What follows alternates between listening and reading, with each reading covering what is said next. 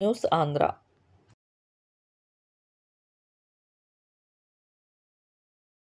మండలం చెక్కపల్లి రమణక్కపేట గ్రామంలో పంట కాలువ, ఫారం పాండ్, పశువుల నీటి తొట్టి పరిశీలించడం జరిగింది. అదేవిధంగా ఉపాధి హామీ వేతనదారుల 4 గ్రూపులకు ఒకే చోట సమావేశపరిచి వేతనాల రేటు, మస్టర్, కొలతలు, పని ప్రదేశాల సౌకర్యాలు, పనిచేసేటప్పుడు జాగ్రత్తలు, వేసవిలో తీసుకోవాల్సిన జాగ్రత్తల గురించి వివరించడం జరిగింది.